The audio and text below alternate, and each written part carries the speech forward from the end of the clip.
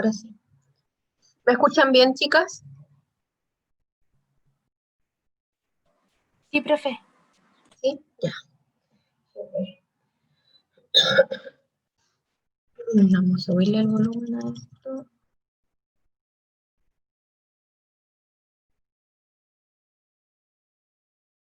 Está grabando, sí. Ya.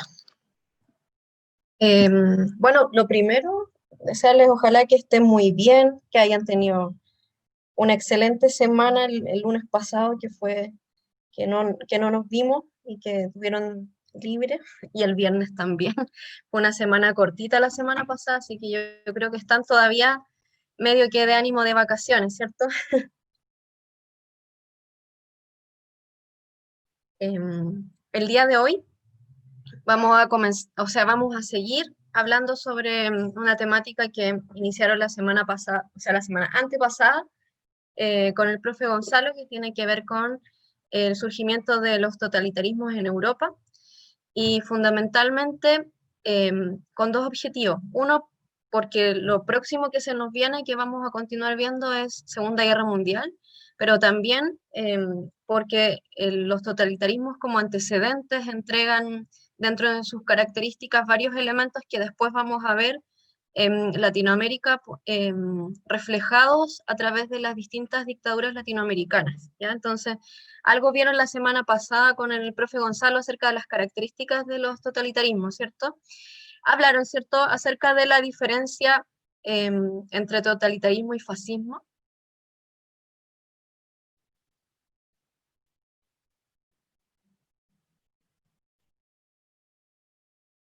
¿o no? Profe, ¿Sí? si no me equivoco, no, porque no lo tengo en mi apunte, o a lo mejor no lo estoy viendo en estos momentos. Ah, pero definieron lo que era totalitarismo, ¿cierto? Sí, Eso, bien. ¿Y qué es totalitarismo? Según lo que usted anotó en sus apuntes ahí.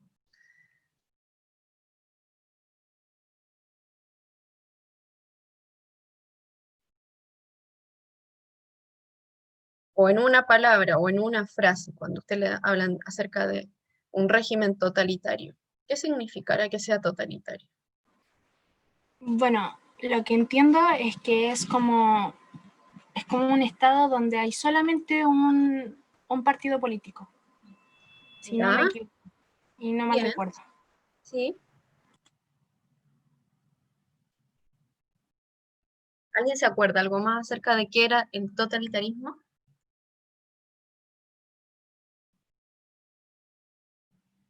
Fabiana. El totalitarismo es que el poder recae en una sola persona, en un solo partido, como dice la Bibi, y también controla los aspectos controla como que todos los aspectos del Estado. Y de la vida de las personas, ¿cierto? También, sí. Muy bien, perfecto. Entonces, usted dio un elemento, pero central ahí, porque no solo es la presencia de un solo partido, sino que también es de una sola persona, ¿cierto? Un solo líder. Entonces, los regímenes totalitarios se van a caracterizar además por la presencia de estos líderes tan recordados que nosotros vemos una imagen al tiro y ya sabemos quién es, ¿cierto?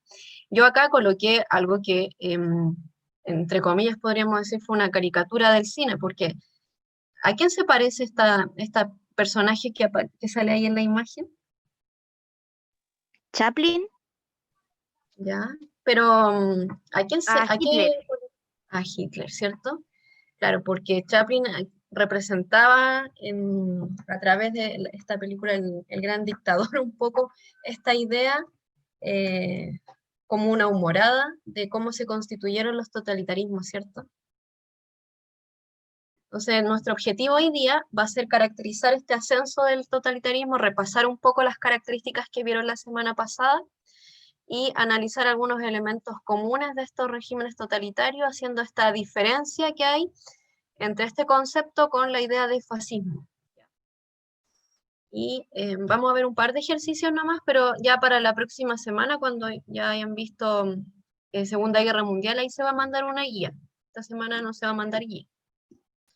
Entonces, para poder entender desde dónde surgen los regímenes totalitarios en Europa, hay que remontarse a lo que ustedes vieron hace como 2 clases atrás con el profe Gonzalo, que tenía que ver con la crisis del año 29. ¿Ya? Ese es uno de los elementos centrales que va a posibilitar en cierta medida la existencia de estos regímenes. ¿Ya? Entonces, el otro elemento va a ser la Primera Guerra Mundial. ¿Ya? Entonces, como teniendo esos 2 ingredientes, se va a dar paso a lo que van a ser los regímenes totalitarios. ¿Ya? Entonces, dentro de este contexto, la democracia parlamentaria se va a extender después de la Primera Guerra Mundial. Se van a ampliar, dice ahí, los derechos individuales, el sufragio universal masculino. Ya posterior a la Primera Guerra va a comenzar también, lo hablamos con algunos de ustedes en el electivo, esta lucha también de parte de la mujer. Las llamadas sufragistas van a tener como cada vez más preponderancia dentro del contexto no solo europeo, sino que también en Estados Unidos, ¿cierto?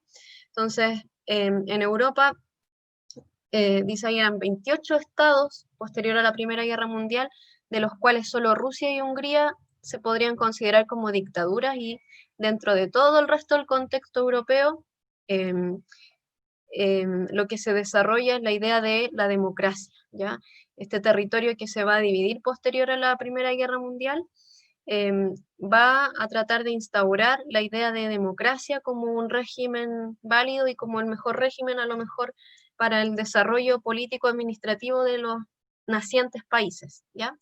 Pero dice que esta aparente calma del surgimiento de las democracias en Europa en ese periodo se va a ver amenazada, ¿ya? Y fundamentalmente se va a ver amenazada por una parte por la crisis del año 29, por esta crisis económica que va a afectar en todo ámbito social, ¿ya? Y va a hacer que, por ejemplo, organizaciones de derecha más conservadores y antidemocráticos, obviamente, van a liderar algunos de los movimientos fascistas de extrema derecha, ultranacionalista, y de los cuales son como el ejemplo clásico Italia y Alemania, ¿ya? Aunque la semana pasada el profe les nombró que no son los únicos ejemplos, a lo mejor podríamos decir, de tanto de regímenes totalitarios como de ideas de extrema derecha, ¿ya? Por otro lado, también va a estar este contexto del comunismo soviético y esta Europa que va a mirar con recelo a la idea del comunismo, ¿ya?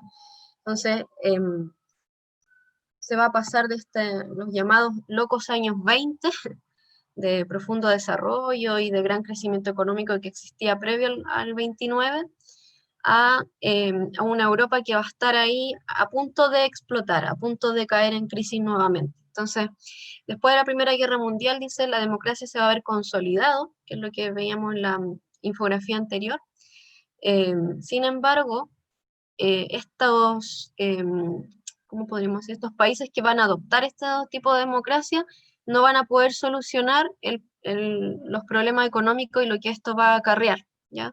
Así como no lo va a poder solucionar de inmediato ni Estados Unidos, ni países latinoamericanos, incluso Chile, que ustedes vieron cuando fue la crisis del 29 en la clase, que Chile fue uno de los países más afectados, ¿cierto?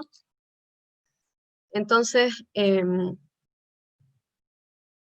los problemas económicos que se van a arrastrar o acarrear desde Estados Unidos van a tener profunda implicancia en términos políticos en Europa, ¿ya? Entonces, como estas naciones no van a lograr controlar el problema económico, esto va a generar constante y creciente descontento, ¿ya? Esta llamada decepción popular. Y fundamentalmente esa decepción popular se va a dar en Alemania, ¿ya? Porque Alemania va a ser ahí como la principal damnificada que había quedado de la Primera Guerra Mundial. Entonces, además de eso, se le suma la crisis del año 29. Entonces, eso va a ocasionar que amplios sectores, como dice ahí, de la población, tanto clase alta como clases medias, van a defender la idea de gobiernos fuertes y autoritarios. No sé si alguien recuerda por ahí de la clase pasada que el profe Gonzalo les nombraba, si esto lo trajéramos a nuestro mundo criollo, sería una situación similar, por ejemplo, de que frente al estallido social, si esto siguiera avanzando y avanzando y apareciera la figura de Kass y dijera, bueno, vamos a a instaurar el orden con un gobierno de extrema derecha. Entonces, más o menos esa era como la caricatura que les hacía el profe la semana pasada. Entonces, frente a esa crisis económica, que a lo mejor la podríamos comparar con la profunda desigualdad que nosotros vivimos hoy en día, esa misma desigualdad y esa misma crisis y la falta de empleo y el hambre y toda la cuestión que acarrea alguna crisis económica, se vivió a finales de los 20 en el contexto europeo y va a hacer que grupos de extrema derecha comiencen a instaurar la idea de que para poder solucionar este problema económico no basta solo con la democracia, sino que es necesario que exista un gobierno fuerte y autoritario. ¿Ya? ¿Y con qué fin? Con la idea de evitar este contagio de la llamada revolución comunista. Aparece siempre el comunismo como el gran fantasma, no solo dentro del contexto europeo, si nosotros lo vemos hoy en día, 2020, en nuestro país también aparece como el gran fantasma, ¿cierto? Aunque yo creo que ustedes lo tienen muchísimo más claro a lo mejor que las generaciones más antiguas, que si nos ponemos a pensar la gran revuelta o el estallido social, o como se le quiera llamar, es justamente porque este desenfado con los partidos políticos. Entonces ya no nos identificaríamos ni con derecha, ni con izquierda, ni con comunismo, ni con extrema derecha, ¿cierto? Pero aún así ese fantasma sigue siempre apareciendo dentro del contexto de los medios de comunicación, ¿ya? Y fundamentalmente, ¿por qué aparece? Porque se le hace ver como un sistema de gobierno autoritario, ¿cierto? Que no respeta los derechos, que no respeta la propiedad privada, que no respeta a nadie, que no respeta el liberalismo, ¿ya? Entonces, estamos acá en este mapita acá que hace como una comparación entre lo que es el contexto territorial de 1919, o sea, post, terminando ahí la Primera Guerra Mundial, a lo que es el año 39, ¿ya? Y los colores, no sé si se ve muy clarito acá porque traté de agrandarlo y no me dio el tiempo como para escribirlo, va a escribirlo a mano iba a decir, pero para volver a escribirlo. Entonces los colores verdes en el mapa son aquellas naciones en donde se adopta un régimen democrático, ¿ya? El color naranjo, aquellas donde es un régimen comunista, el amarillo es régimen dictatorial, y este que es como medio lila, podríamos decir, constitucionales, pero no democráticos, ¿ya? Y el rojo son regímenes fascistas, ¿ya? Entonces, la idea es que veamos aquí cuál es el principal cambio que ustedes notan. Si quieren podemos ir viendo por colores. Por ejemplo, el color verde, que representaría los regímenes democráticos, entre 1919 y 1939. ¿Qué pasa con el color verde ahí?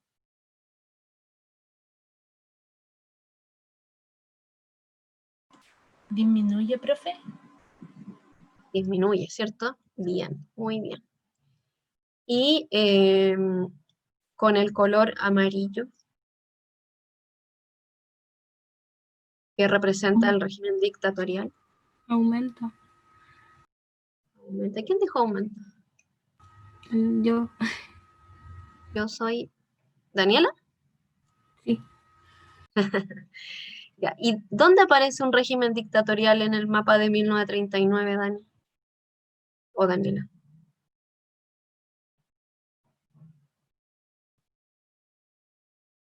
¿Qué país es dictatorial en 1939? Polonia, Lituania, Letonia, Estonia, Hungría, Rumania, Yugoslavia, Bulgaria, Grecia, Turquía, España y Portugal. Bien. Creo que España, Rumania. muy bien. Y España, que nosotros tenemos ahí una historia muy cercana con un régimen totalitario y dictatorial en España, ¿cierto? Em, em, finalizando, o sea, sí podríamos ir finalizando, ya con la idea de atraer refugiados del régimen franco español. Pablo Neruda va a contratar este barco que conocido como el Winnipeg. ¿Lo han escuchado ustedes? ¿No? ¿Han escuchado la historia de eso o no? De los refugiados españoles que llegaron. de la Guerra Civil Española, ¿no?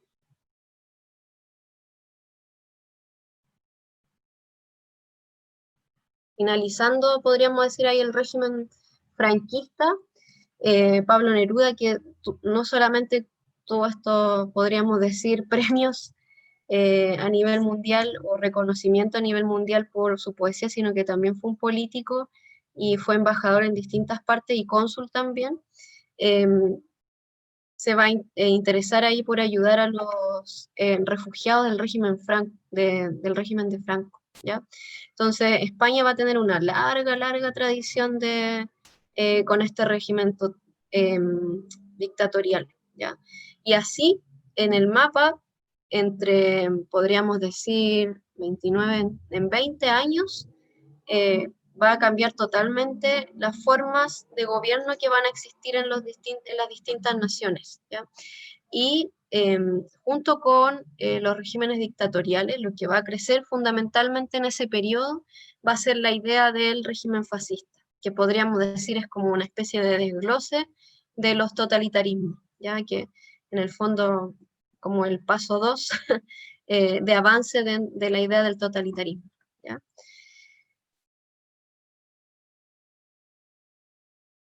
Vamos a avanzar a la siguiente. Entonces, la democracia solo va a subsistir dentro de los países en donde tiene como más larga data, podríamos decir, o está más asentada, ¿ya? Eh, que podríamos hablar de Francia, podríamos hablar de estos países que siempre lo hemos visto a lo mejor, sobre todo en los últimos años, los medios de comunicación, como países profundamente desarrollados y de gran estabilidad, ¿cierto? Como Noruega, Suecia, Finlandia, ¿ya? Reino Unido. Entonces el capitalismo se va a comenzar a reformar y se va a incrementar el papel económico que va a tener el Estado de a poco, ¿ya? Eso va a surgir fundamentalmente podríamos decir, desde la mano de Estados Unidos, porque posterior a la crisis del 29, los distintos países y naciones se van a dar cuenta a nivel mundial de que el Estado tiene que intervenir cuando hay una crisis económica, ¿ya? Va a surgir esta idea del keynesianismo que vieron ustedes con el profe Gonzalo hace como 2 semanas, y la idea del estado de bienestar, que se va a implementar incluso en Chile, ¿ya? Se van a ir integrando a los partidos socialistas cada vez más en el juego parlamentario, ¿ya? Va a surgir la idea del sufragio universal, crecimiento de los partidos políticos, la idea de elecciones, de creación de constituciones, derechos y libertades durante este periodo de entreguerras, ¿ya? Y junto con eso, en el periodo de entreguerras va a surgir esta idea de los fascismos en Europa, ¿ya? De la mano de Hitler y de Mussolini, fundamentalmente. Entonces, ¿qué es lo que vamos a entender por totalitarismo? Primero que son regímenes autoritarios, muy bien ahí cuando contestó Fabiana y Viviana, ¿ya? Regímenes autoritarios caracterizados por la hegemonía del Estado sobre el individuo, ¿ya? Y que podemos ver reflejados a lo mejor bajo la figura de un partido o de un líder, que es lo que mencionaba la chiquilla al inicio, ¿cierto? Y reciben este nombre porque en ellos el Estado aspira al poder total sobre la sociedad, ¿ya? Entonces ya no es solo, mejor van a tomar podríamos decir en parte esta idea de que el Estado tiene que intervenir más posterior a la crisis del 29, pero ya al extremo de que no solamente va a intervenir en la economía, sino que en cada aspecto a lo mejor del desarrollo político y social o del desarrollo de la vida diaria y cotidiana de las personas, ¿ya? Entonces van a surgir estos totalitarismos durante la década de 1920, fundamentalmente en Europa occidental, y se van a consolidar en el poder durante la década posterior, ¿ya? En Latinoamérica, si bien no podemos decir a lo mejor como, como un concepto, como no podríamos acuñar el mismo concepto a lo mejor de totalitarismo, pero sí muchos de los elementos de estos gobiernos europeos que se van a desarrollar en este periodo se van a ver representados después en las dictaduras latinoamericanas. Una porque se van a tomar quizá a lo mejor ciertos ejemplos represivos de ahí, como también porque va a haber algunos, podríamos decir, militares o políticos que se van a exiliar en nuestro país, ¿ya? Ya, más que conocido es la llegada de mucho militar nazi, sobre todo al sur de nuestro país, ¿ya? Y que se van a refugiar. A lo mejor el caso como más evidente y conocido, podríamos decir que es el de Paul Schaeffer, pero no es el único, ¿ya? Y de hecho, algunos políticos y políticas de la UDI de hoy en día son justamente descendientes de militares nazis, ¿ya? Como es el caso, alguien se me olvidó en este momento, ¿cómo se llama la presidenta de la UDI? Jacqueline Van Rieselberg, algo así, creo que así es el apellido. Van Rieselberg, ya. O sea, No, no ella es era ahora están como peleando el cargo, se supone. no, no era ella, me acordé. Ena von Baer, ya, no es no es la presidenta de la UNI, pero la Ena von Baer, por ejemplo, su bisabuelo, o abuelo, no, bisabuelo, era un militar nazi que llegó huyendo, escapando de los juicios. Llegó a Chile, al sur de Chile, y se instauraron como grandes empresarios acá en nuestro país. Y ella ahora es una política renombrada dentro de nuestro contexto, ¿cierto? A lo mejor ella nada que ver, ahí fuera su bisabuelo o su abuelo, no me acuerdo en este momento. Pero va a haber mucho militar nazi que va a llegar a Chile, ¿ya? Así como también van a llegar hartos refugiados judíos, ¿ya? La colonia judía en nuestro país es súper grande, ¿ya? Entonces, en los años 20, en Europa Occidental se van a desarrollar y eh, van a surgir, podríamos decir, a comenzar a crecer esta idea del totalitarismo bajo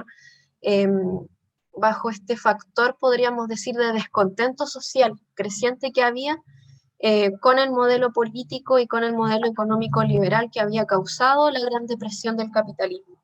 Entonces, el profe Gonzalo la última semana les decía que para el surgimiento de los totalitarismos y del fascismo específicamente, van a surgir estos personajes como un líder que va a llegar a solucionar los problemas de la gente, ¿ya? Entonces, algunas características comunes que tienen los diferentes totalitarismos, lo primero es la subordinación del individuo al Estado, la existencia de un partido político único que controla el aparato estatal, ¿ya? El control policial y la represión de toda oposición política, ¿ya? Y eso va en cuestiones tan básicas y burdas, como podríamos decir, como desde reprimir hasta en aspectos culturales, ¿ya? Vamos a ver más adelante una imagen donde aparece una quema de libros que se realizó bajo el régimen nazi. Yo cuando encontré esa imagen me acordé de inmediato que ese fue uno de los elementos que tomó la dictadura chilena, que a inicio en el año 73, unos días después del golpe militar, en el centro de Santiago, acá cerca del metro Universidad Católica, ahí donde está el Hospital de la Católica, no sé si alguien ubica por ahí. Hospital de la Católica, ¿alguien ha andado por ahí alguna vez? ¿No?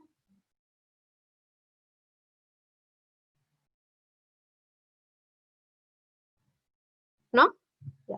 Por detrásito ahí de la Casa Central, saliendo del metro de la Católica, como una cuadra, días después del golpe militar, eh, por ahí hay algo que se conocen como, hay algo, hay una serie de viviendas que se conocen como las Torres del San Borja, ¿ya?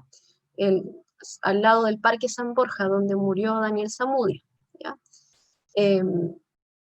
Los militares entraron en 73 a las Torres del San Borja porque había muchos profesores universitarios, fundamentalmente de la Universidad de Chile, que vivían ahí, ¿ya?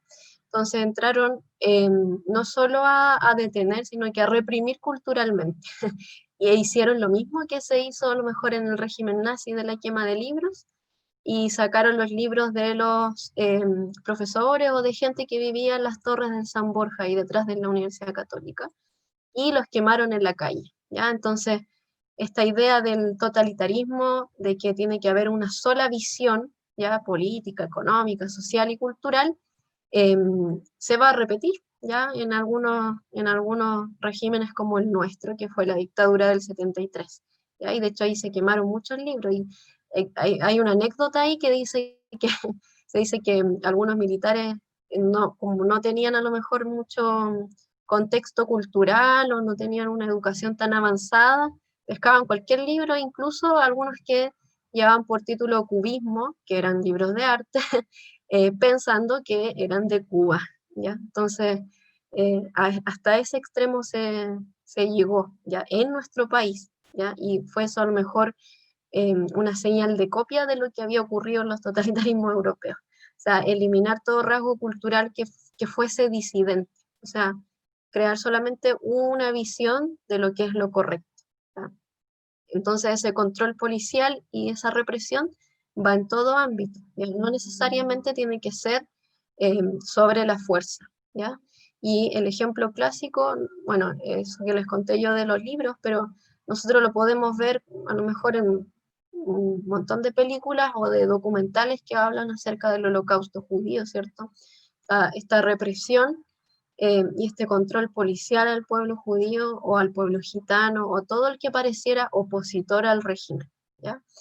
La exaltación de la figura del líder o del caudillo, ¿ya? Como si fuera un ser superior, ¿cierto? Que es invencible. De hecho, se dice que a los periodistas o los que grababan no se les permitía estar muy cerca de los líderes, ¿ya? Sobre todo en el caso de Hitler, porque Hitler padecía de, ¿cómo? Este síndrome que a uno se le mueve la mano sin poder controlarlo. ¿Alguien sabe cómo se llama?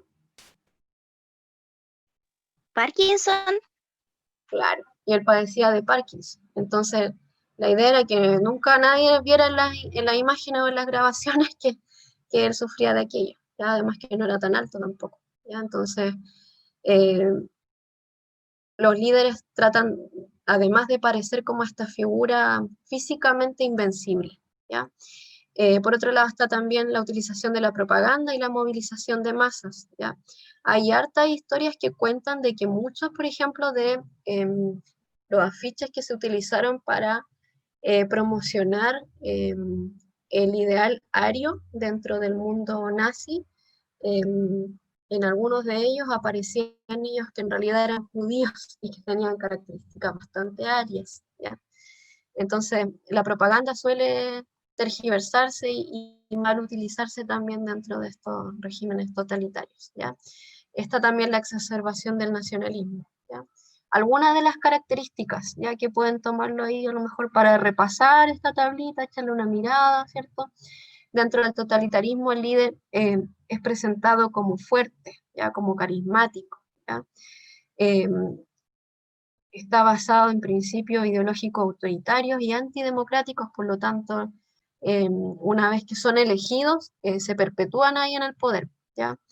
El Estado es visto para el totalitarismo como un solo poder, ¿ya? Ostenta el líder todos los poderes del Estado, ya no hay una división como se puede caracterizar un régimen democrático, ¿ya? Y no se garantizan las libertades individuales. El Estado va a perseguir y eliminar a todo opositor, ¿ya? Y va a controlar también los medios de comunicación.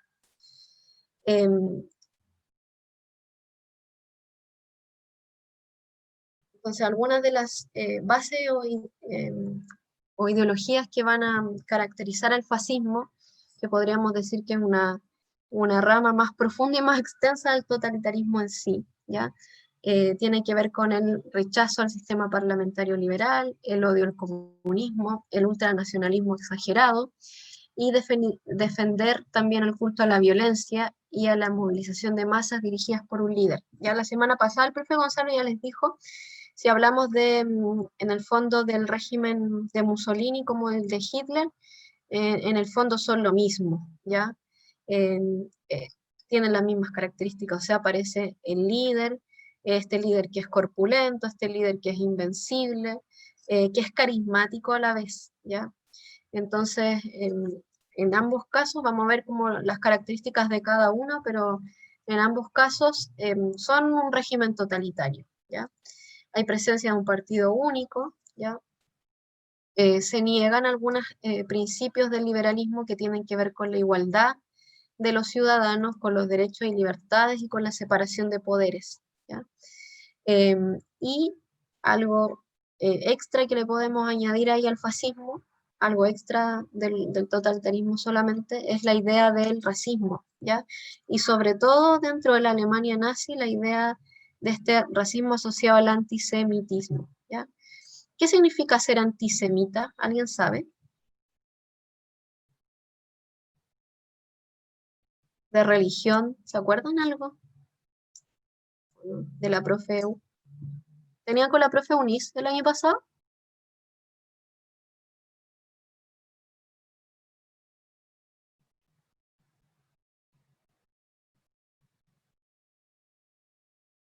¿No? Entonces, esta idea del racismo, del antisemitismo, es la idea del antisemita. Los semitas, este pueblo eh, eh, que da origen, podríamos decir a lo mejor, al judeocristianismo, ¿ya? Que en el fondo los semitas, los descendientes de los semitas se van a transformar en el pueblo judío, ¿cierto? Y posteriormente ahí, con la aparición de Jesús, podríamos hablar ahí también que tenemos este cierto rasgo de ser heredero de los semitas, ¿ya? Entonces, el racismo va a perseguir no solamente al gitano, no solamente al que tenga a lo mejor alguna deficiencia física, sino que específicamente al pueblo judío, ¿ya? Y caracterizándolo sobre todo y caricaturizándolo, podríamos decir como este empresario avaro, ¿ya? El profe Gonzalo la semana pasada vi por ahí que les contaba este juego del perro judío. Entonces, no solamente dentro del contexto europeo, esa idea llegó también a Latinoamérica de ver con desconfianza al judío, ¿cierto? Como este personaje que siempre está ahí eh, acaparando dinero, siempre está dentro de la cúpula de poder, dentro del poder económico, dentro de los lugares en donde ellos migran, ¿ya? Entonces, eh, en Alemania eso va a generar, podríamos decir, no sé cómo decirlo, un cierto hervidero de crecimiento porque justamente estaban en desventaja económica, ¿ya? Alemania había quedado ahí prácticamente en la ruina posterior de la Primera Guerra Mundial. Entonces, el migrante judío, que justamente siempre está asociado ahí al comercio, eh, que tienen estabilidad para los negocios y para el crecimiento económico, va a ser visto como un enemigo. Y de hecho se van a expropiar muchas de las propiedades judías tanto en Alemania como en los países que van a ser invadidos, ¿ya? Eh, pero de todas maneras el pueblo judío posterior a esto igual ya sabemos, no solamente por la instauración del Estado de Israel posteriormente, sino que a nivel mundial ha readquirido, yo creo que en gran medida el poder económico que tenía probablemente previo a la Segunda Guerra Mundial. ¿Ya? Si no hubiera ocurrido eso, quizás cuánto más poder económico podrían haber tenido. O sea, son un pueblo que en ese sentido no se dejan amilanar porque tienen una historia de milenios ahí de persecución, ¿ya? Entonces, fundamentalmente esa era como la principal desconfianza que se genera dentro de esta ideología fascista antisemita, o sea, esta desconfianza del judío que tiene gran crecimiento económico, ¿ya? Por otro lado, para el fascismo se exalta también esta idea del fanatismo, ¿ya? De la intolerancia hacia el otro que es distinto, y sobre todo de la obediencia ciega, ¿ya? En ese sentido, si uno ve a lo mejor hoy en día la presencia de algunos líderes que son vistos como carismáticos y que generan esta obediencia ciega, siguen habiendo elementos de fascismo dentro de nuestro contexto político actual, ¿ya? Si lo vemos, no sé si han visto entrevistas a lo mejor a estadounidenses, sobre todo ahora que se vienen las elecciones, yo he visto que de repente aparecen incluso latinos defendiendo a Donald Trump, pero morir, así lo máximo, como casi que Dios. Lo mismo también ocurre con Bolsonaro en Brasil, ¿ya? Aunque a ellos se les suma otro elemento que no era común en esta época de los años 20 en Europa, que es que surge hoy en día este líder carismático, entre comillas, para algunos, que es de carácter fuerte además, como es Trump, como lo es Bolsonaro, pero que además logró ser elegido porque además eran empresarios, ¿ya? Que es el caso también de Piñera. Para muchos fue como, entre comillas, podríamos decir el engaño, el enganche, de que al ser empresarios exitosos iban a traspasar esto a un Estado. El problema es que los Estados no son empresas, ¿ya? Entonces, es ahí el gran dilema, ¿ya? Y muchos cayeron, acá en nuestro país también, con esa falacia de que el Estado es una gran empresa, y no es así, ¿ya? Surgen también organizaciones paramilitares dentro de los movimientos fascistas, y ahí a lo mejor no era un elemento nuevo, porque a lo mejor estoy ahí elucubrando un poco, puede ser que hayan tomado a lo mejor algún elemento ahí de los Boy Scouts que habían surgido antes, pero los movimientos fascistas tanto de Italia como de Alemania van a utilizar estas organizaciones paramilitares y van a reclutar, podríamos decir, a sus seguidores desde la infancia. De hecho, hay algunos documentales, bueno, vamos a ver ahora un poquito si es que alcanzamos, que los reclutan desde que son niños, ¿ya?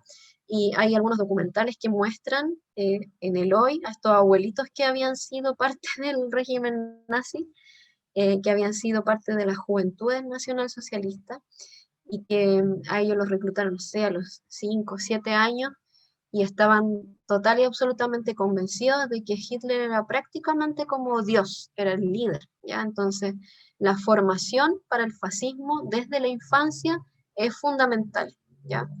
Y lo otro es el concepto de familia, y sobre todo para el régimen nazi, ¿ya?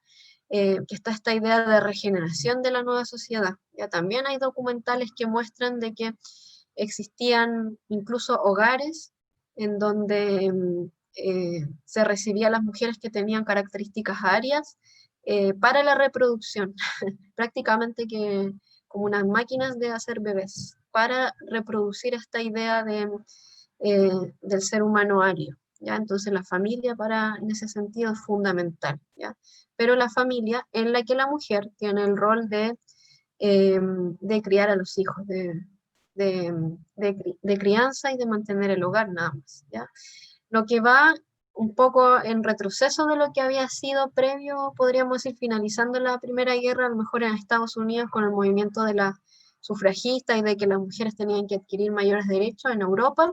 Entonces a finales del 20 y del 30 va a haber un retroceso, pero enorme en ese sentido, ¿ya?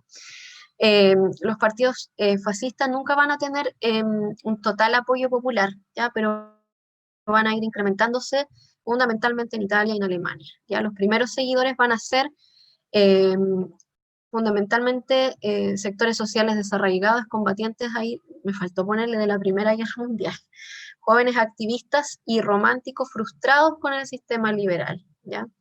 Los afectados por la crisis económica, ¿ya? Y con miedo al comunismo. Una parte de la clase obrera atraída por el mensaje violento y extremista, ¿ya? Los grandes empresarios y terratenientes, y el ejército y la policía que más que nada van a actuar como en apoyo del surgimiento del fascismo. Entonces vamos a ver un par de diapos que explican un poco cómo se desarrolla en Italia y en Alemania esta cuestión, ¿ya? Entonces dice, al igual que Alemania, en los años 20 también Italia se va a ver profundamente afectada, podríamos decir, por esta crisis económica y fundamentalmente por el desempleo. La inflación se dice que hacía que en la Italia de ese periodo, los años 20, el costo de la vida sea alrededor de 4 veces de lo que era previo a lo mejor a la Primera Guerra Mundial. Ya va a haber una enorme tensión social y revolucionaria que va a dar pie a que hayan huelgas obreras, que hayan revueltas, que haya ocupación de fábricas. Más o menos en el mismo periodo podríamos decir que estábamos nosotros acá en Chile en plena cuestión social. En Italia entonces también va a haber esta huelga obrera, ¿ya? Va a estar esta crisis política que va a generar un descrédito del sistema democrático, y como característica también fundamental para el surgimiento de un fascismo, entonces, la idea de la democracia va a perder valor frente a la idea de que tenga que existir un gobierno autoritario, ¿ya? Bajo estos partidos tradicionales conservadores fundamentalmente, ¿ya? Y la indignación de los nacionalistas frente a aspiraciones territoriales que no han sido cumplidas va a llevar a que surja el fascismo, ¿ya? Va a surgir bajo este líder que conocemos todos y que lo tienen que haber visto también en básica ustedes, y en primero o segundo medio, que es Benito Mussolini, ¿cierto? Este líder del Partido Socialista que se va a convertir en ultranacionalista y en anticomunista, ¿ya? Va a ser fundador de los llamados fascios italianos de combate, ya que, como les decían, dentro de las características del fascismo está esta vertiente paramilitar, ¿cierto? Dentro de estos fascios italianos va a haber gente muy variada, ¿ya? No solamente socialistas, sino que también ultranacionalistas, anarquistas, excombatientes a lo mejor de la Primera Guerra, ¿ya? Al principio eran pocos, dice ahí, pero fueron aumentando porque muchos vieron en el fascismo un instrumento de orden. Y eso es lo fundamental del fascismo, que se presenta como instrumento de orden, ¿ya?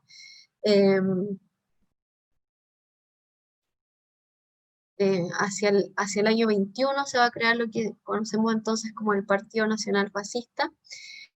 Mussolini va a dirigir estas formaciones de escuadristas, dice ahí, que va a moderar un poco el programa revolucionario, tendiéndolo más a una idea más de derecha. Va a atacar a nos podríamos decir ahí con gran violencia, dice, ¿ya? En octubre del año 22 se va a organizar lo que se conoce como la Marcha sobre Roma, ¿ya? Para obtener ahí el poder con la aprobación, podríamos decir, de las fuerzas del Estado, ¿ya? Y a los pocos días de la marcha, el rey le da el gobierno del país a este grupo, este Partido Nacional Fascista, y a Mussolini ahí como el líder, ¿ya? Entonces se va a generar este periodo conocido como la etapa parlamentaria, que entre 1922 y 1925 se va a pasar de este régimen democrático o liberal, a lo mejor podríamos decir que, o sea, que podría existir previo a 1921, hacia una dictadura ya del fascismo, ¿ya? Que al principio se creó, dice ahí, como un gobierno de coalición, o sea que permitía o que congregaba a seguidores de distintas vertientes, ultrafascistas, conservadores, liberales, los excombatientes o anarquistas, ¿cierto? Pero que se va a ir radicalizando cada vez más, ¿ya? Entonces, las nuevas leyes que les favorecían, consiguió a Mussolini la mayoría en el Parlamento. Dentro de eso, la eliminación del Partido Socialista del Parlamento, ¿ya? Y bueno, ya aparece ahí el asesinato del dirigente socialista Matteotti por bandas fascistas. Se va a generar el control absoluto, ¿ya? Dentro de eso hay que entender que ese control absoluto, la única manera que se logre es a partir del orden, por lo tanto es un control policial, ¿ya? Va a estar la prohibición y la eliminación de todos los demás partidos y sindicatos, la implantación de la censura de prensa, algo totalmente desconocido para nosotros. O sea, si uno se da cuenta, hay ciertos elementos que se repiten, ¿cierto? La concesión de poderes ilimitados para Mussolini, ¿ya? Y se va a conducir entonces a este régimen totalitario de partido único, en donde Mussolini pasa a ser llamado, y por eso muchos lo conocen como el duce, ¿cierto? El que tiene todo el poder ahí, ¿ya?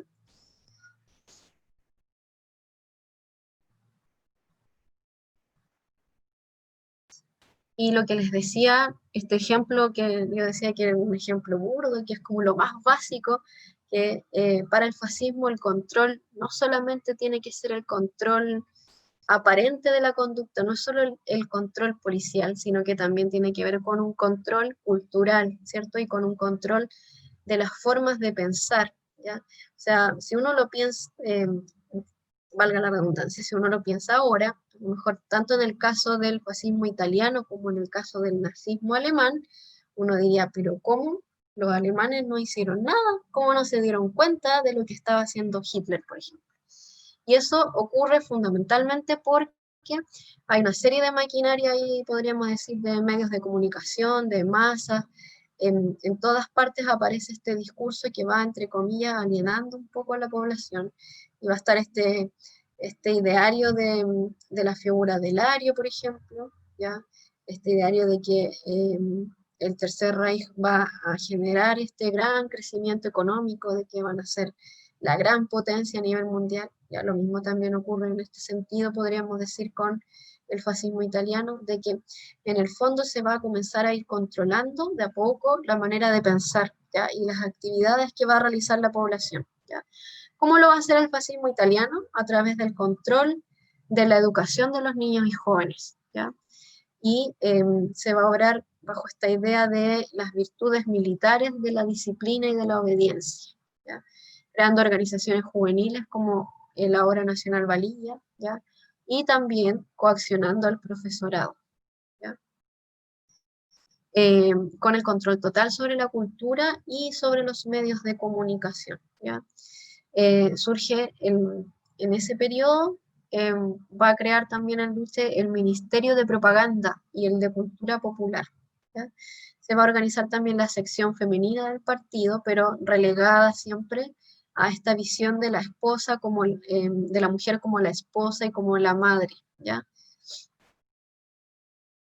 Bueno, aquí aparecen algunas imágenes de este régimen fascista italiano donde muestran cómo en el fondo el orden aparece eh, adoctrinando desde pequeñitos, ¿cierto? Desde los más chicos, y esta idea de que deben llevar un uniforme, que todos deben vestir iguales, caminar iguales al mismo tiempo y todo exactamente cuadrado, ¿cierto?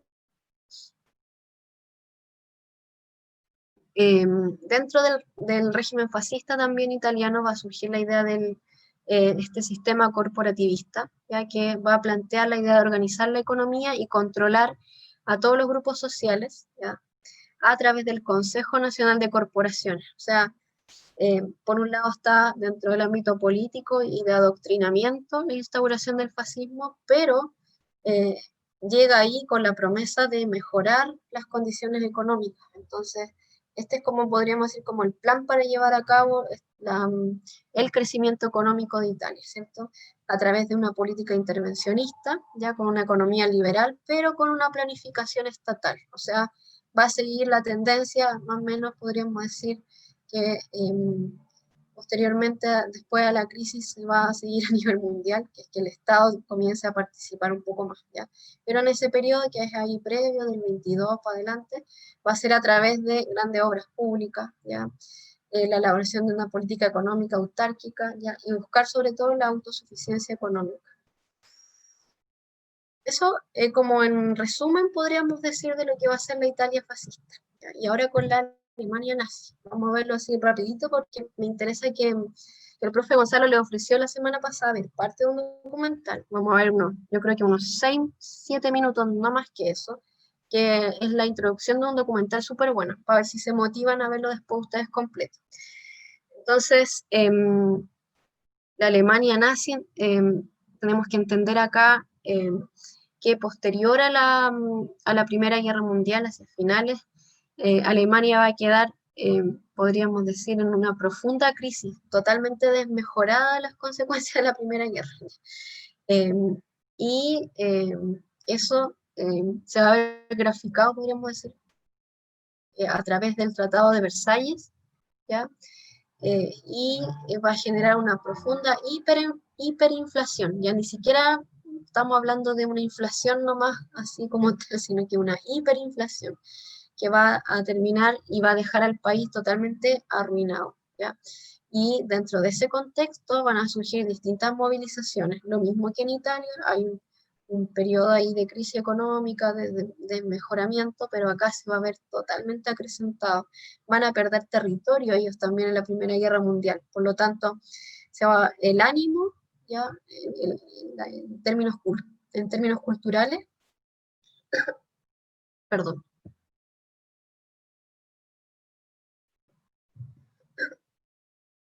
se va a ver ahí profundamente desmejorado, ¿ya?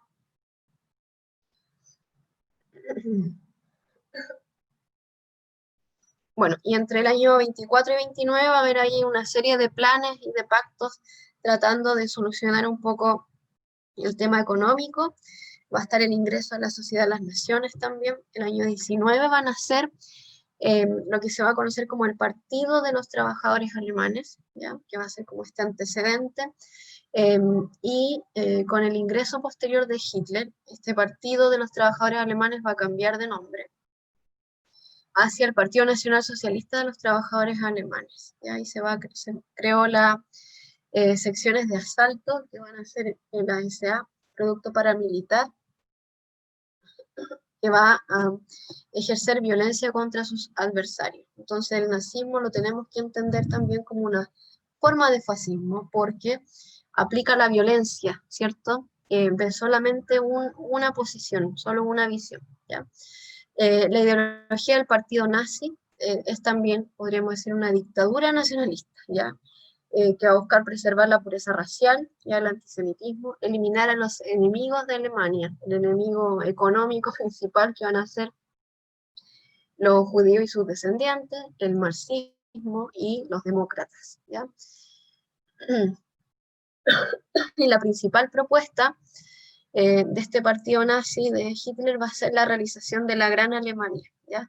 De crear este espacio vital. Y para poder crear este espacio vital, Hitler lo que va a proponer es lo que se conoce como la llamada solución final, ¿cierto? La solución final, que es, en el fondo, crear estos grandes campos de concentración en donde se va a llevar a todo enemigo del nazismo posteriormente ya sea hacia el trabajo forzado o directamente hacia los hornos crematorios, ¿cierto? Entonces el partido se estructuraba de forma elitista y jerarquizada, ¿ya? Donde el centro era el Führer o el jefe, ¿ya? En 1923, a causa de la crisis económica y política, Hitler va a intentar un golpe de Estado, ¿ya? Pero va a fracasar y es ahí donde va a ir a prisión y donde va a escribir este libro tan famoso de Hitler que es Mi lucha, ¿cierto? En donde va a plasmar y va a dejar por escrito ahí este ferviente antisemitismo y anticomunismo. Va a transformar su partido en un movimiento de masas y va a utilizar la idea de propaganda, de mitines, de marcha, ¿ya? Y la crisis del año 29, entre comillas, podríamos decir, le va a ayudar, ya le va a ayudar a llegar al poder. Ya la Gran Depresión, entre el 29 y el 33, va a generar aún un golpe más grande, que Alemania ya venía de caída en la Primera Guerra Mundial. Entonces va a impulsar al nazismo al poder, ¿ya? La repatriación, dice, de capitales americanos, o sea, cuando Estados Unidos intenta ahí cobrar la deuda externa que tenían los países con Estados Unidos, va a generar la quiebra del sistema bancario alemán, ¿ya? Y va a arrastrar a la industria, y el aumento del desempleo se va a generar, se dice que alrededor de 6 millones de desempleados en el año 32, ¿ya? Eso va a provocar un gran desprestigio de los partidos tradicionales alemanes, ¿ya? Y va a permitir que el nazismo surja como una posibilidad, ¿ya?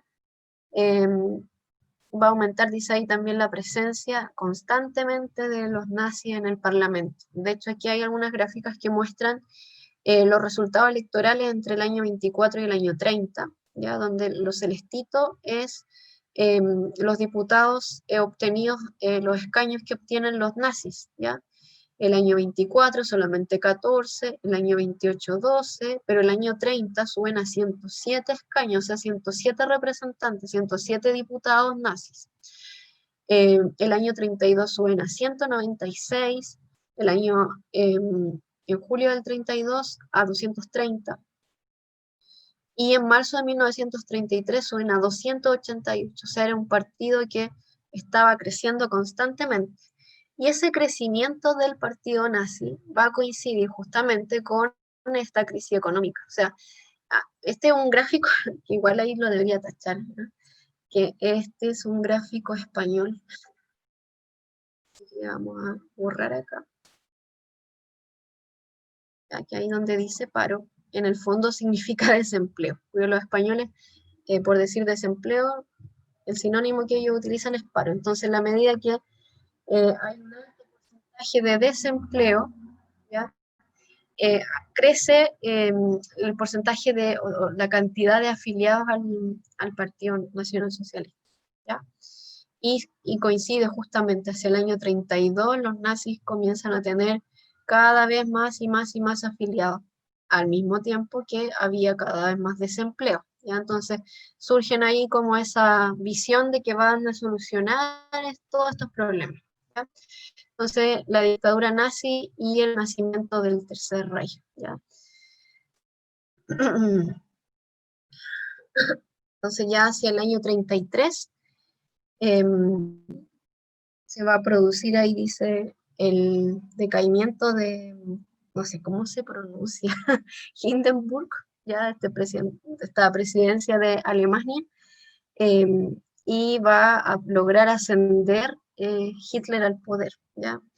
Va a aprobar una ley que le va a otorgar amplios poderes, por lo tanto, una vez que ingresa, podríamos decir, al gobierno, de inmediato ahí desaparecen las separaciones de los poderes del Estado, ¿cierto? Y se van a unir estos poderes y ahí va a surgir esta figura conocida como el Tercer Reich, ¿cierto? Se inicia una campaña de adoctrinamiento y de control ideológico, que más que nada podríamos decir que llega hasta el punto de ser un culto hacia Hitler, ¿cierto? Y lo mismo que Mussolini realizó en Italia, también va a adoptar ahí el control de la educación y de formar a estas juventudes hitlerianas, más que juventud eran niños, ¿ya? Bajo esta teoría del racismo, del antisemitismo y del militarismo. Va también a suprimir la libertad de expresión con censura, se va a utilizar la propaganda para que el pueblo los aceptara, ¿ya? Bueno, acá aparece una imagen, bueno, esta es la imagen que yo les decía, que aparece la quema de libros en la Universidad de Berlín, ya que fue la misma acción, obviamente en menor escala, que se realiza acá bajo la dictadura chilena después, muchos años después. Vamos a dejar hasta acá, yo creo, porque nos quedan, yo creo que 5 minutos para terminar, ¿ya? Aparecen acá algunas diapos más donde explica y sintetiza súper bien cómo es el desarrollo de esta Alemania nazi, cómo se plantea la idea de esta supremacía racial y de la llamada solución final, ¿ya? Y aparecen algunos documentos que son fuentes, por ejemplo, acá aparece un documento del fascismo italiano, el programa de Mussolini, ¿ya? Donde dice que el Estado tiene que ser un celoso guardián y defensor, ¿ya? Y propagador de la tradición nacional, ¿ya? Aparece también un texto de Hitler de Mi lucha, ¿ya? Para que le echen una miradita a ver si la otra semana lo podemos analizar un poco más en detalle, porque nos va a faltar tiempo ahora. Más o menos este tipo de texto son los que aparecen comúnmente en la prueba. Obviamente siempre mucho más corto, que hasta yo coloqué algunos textos largos acá, ¿ya? Siempre en la prueba nunca le va nunca le va a aparecer en la prueba un texto que tenga más de 10 líneas. Eso es imposible que aparezca uno de más de 10 líneas, así que tampoco es como, este es como para revisar, nomás para que los veamos como documentos. Y acá al final yo coloqué algunas preguntitas. Está muy bonito ahí la gráfica porque me la robé, no la hice yo, me la robé por ahí para que usted las haga durante la semana, ¿ya? Aparecen varias preguntitas acá y la idea es que las revisemos la próxima semana, ¿ya? Unas preguntas de la crisis del 29, ¿ya? Que son de los últimos tipos de ensayo que han salido, ¿ya? Entonces yo me robé por ahí dentro de algún material estas preguntitas para que usted las haga y las revisemos el otro lunes.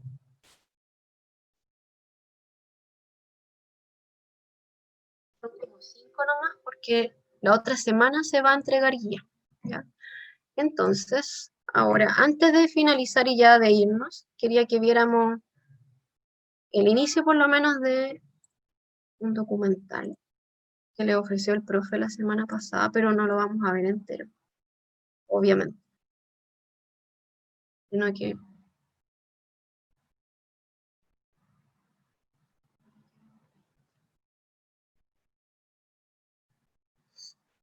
Cristóbal, hoy día no le he preguntado nada. ¿Cómo está usted? Bien, profe, gracias. ¿Y usted? Bien, sí, bien. Estuve medio resfriada la semana pasada, pero esta semana todo bien.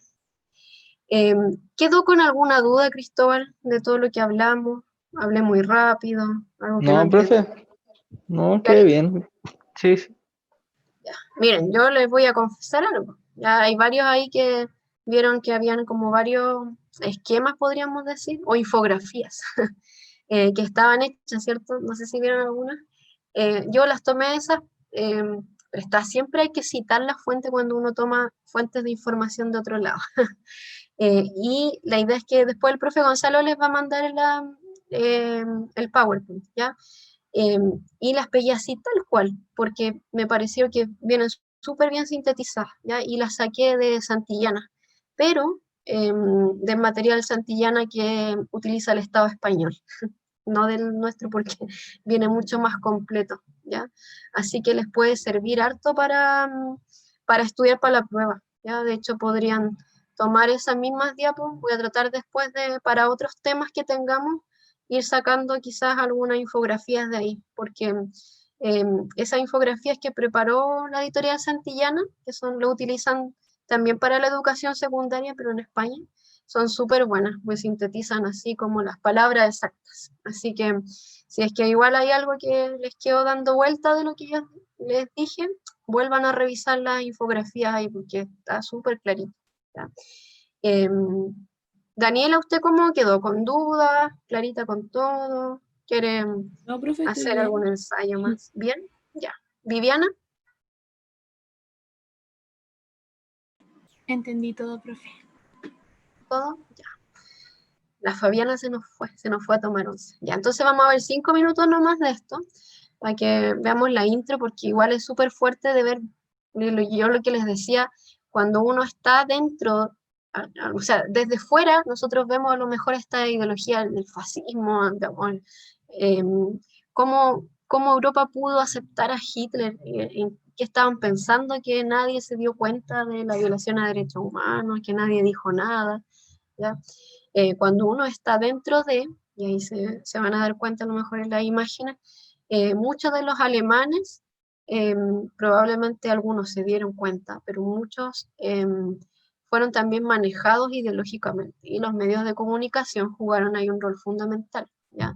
Eso después lo podemos ver en las dictaduras latinoamericanas, incluso podemos ver hasta el día de hoy cómo los medios de comunicación juegan un rol fundamental, ¿ya? Y si por ahí dicen este dicho, ojos que no ven, ¿cómo es? Ojos que no ven, corazón que no... Viviana, ¿usted se lo sabe? Algo era como ojos que no ven, corazón que no siente. Muy bien. ¿Ese era, profe? Sí, ese era, ¿ya? Entonces, cuando uno ve las imágenes, ahí en el fondo se da cuenta de muchas cosas. No solo dentro del contexto del nazismo, sino que en distintos ámbitos políticos y en distintos países o en distintos tiempos, ¿ya? Por eso es que es tan bueno ver estas películas de la Segunda Guerra, ver, a lo mejor leer el diario de Ana Frank, también ayuda mucho, aunque a lo mejor en la pregunta de la prueba no le va a aparecer un texto de Ana Frank, pero nos ayuda a ponernos un poco en el lugar del estar ahí, ¿ya? Así que vamos a ver los primeros minutos, me van a decir si se escucha o no, y con eso vamos a cerrar hoy día.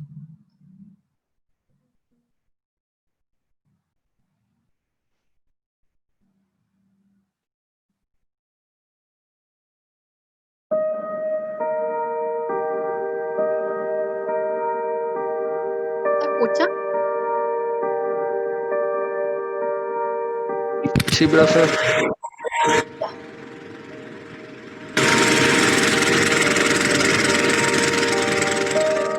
¿Qué es lo que inspira a un grupo de personas al odio de otro grupo de personas? Y a su opresión. Y a su exterminio. ¿Qué tuvo que ocurrir para que en apenas 6 años murieran 6 millones de personas? Estas preguntas se las harían probablemente los ciudadanos alemanes que vemos en las imágenes. Fueron tomadas en el campo de concentración de Buchenwald, en Alemania. Estamos en 1945. La guerra ya ha acabado y los aliados, en este caso los estadounidenses, obligan a la población de la zona a acudir a lo que hasta entonces era un lugar secreto. El mundo contempla por primera vez los horrores del Holocausto. Los objetos que se muestran en la mesa son lámparas, telas, órganos vitales embalsamados, cabezas reducidas, objetos incautados en el campo hechos con prisioneros. Se visitan todas las instalaciones, incluidos los crematorios. La cara de los civiles alemanes refleja el dolor y la incredulidad de que algo así haya podido pasar. Que el gobierno al que habían votado 12 años atrás, que un gobierno al que seguían y en el que confiaban, haya hecho algo así en secreto. Que se haya decidido eliminar a razas, etnias y grupos religiosos enteros. Y es que esta gente fue demonizada y deshumanizada desde el primer momento. Así es más fácil convencer de que deben irse. Estos fueron los hechos que bañaron de sangre a toda Europa. Los hechos por los que, lo parezca o no, pasaron millones de familias, millones de personas. Si se hace un ejercicio de empatía, si se trata de ver a través de sus ojos, veremos que estos son posiblemente los hechos más oscuros del periodo más oscuro de toda la historia. Unos planes que conllevaron construir una infraestructura colosal y que requirió de una organización de tal ingenio y tanta perfección que asusta que lo hayan llevado a cabo personas de nuestra propia especie. Esta es la historia de una industria que fue puesta al servicio de la muerte. Esto es probablemente lo peor de lo que nuestra especie es capaz.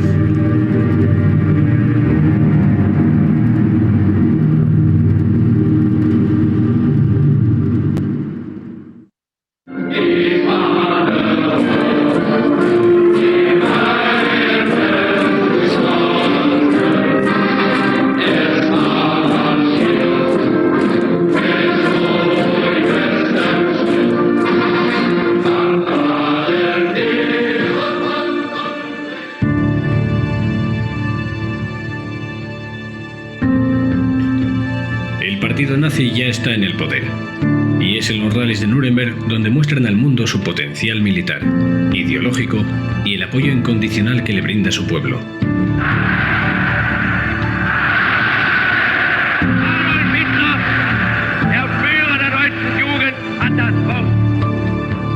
La cabeza y el espíritu del partido es Adolf Hitler. Desde antes de que éste subiera al poder, su discurso radical y antisemita despertó el temor de muchos.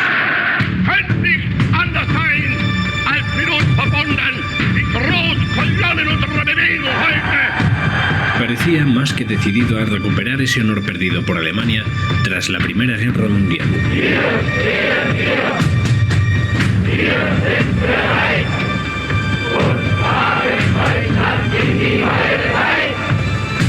Esto pasaba por rearmar de nuevo al país, algo que ya casi se había conseguido. Y también recuperar los territorios perdidos tras la Primera Guerra Mundial. Se anexionó a Austria y otros territorios fronterizos. Así pues, se oían lejanos tambores de guerra.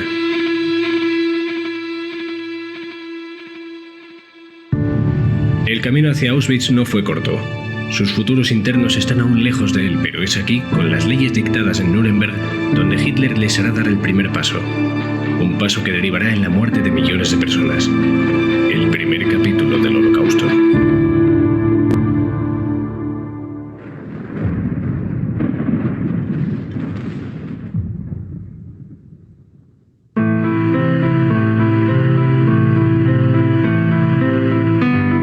Durante los años 30 el mundo estaba sumergido en una profunda depresión económica. Esta también se notaba en Alemania, pero a pesar de la crisis, el desempleo y el alto precio de casi todos los bienes, la sociedad alemana estaba bastante avanzada. Industrial, artística y culturalmente. ¿Y cómo conseguir dividir a esta sociedad en dos? ¿Cómo separar a aquellos cuya sangre es lo suficientemente pura de los que no? Hitler halló la respuesta, haciendo que sea la misma sociedad quien pida esta división. El objetivo de la ira fueron los judíos. Algunos eran poderosos en Alemania, tenían negocios y riquezas. Esto era un problema para crear el Tercer Reich que se ansiaba. Eran, por tanto, enemigos del Estado. Todos ellos.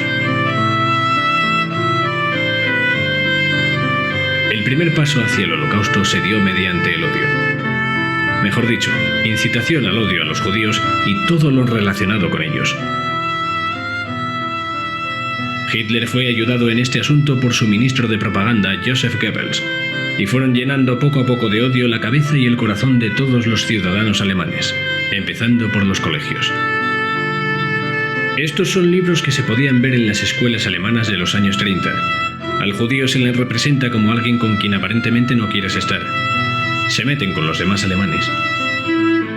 Solo se relacionan entre ellos e incluso parece que traman algo.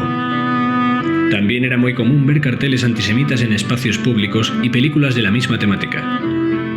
El aumento del antisemitismo llegaba a toda la familia. Un ejemplo es el juego de mesa Judenhaus, o Judíos fuera. Un juego apto para todas las edades, en el que gana el jugador que más judíos expulsara del país.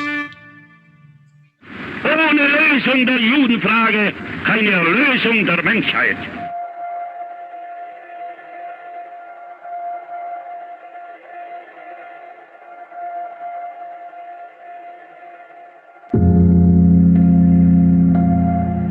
Muy importante. Ya, jóvenes, lo vamos a dejar hasta ahí para no ocuparles más de su tiempo y se puedan ir a tomar once.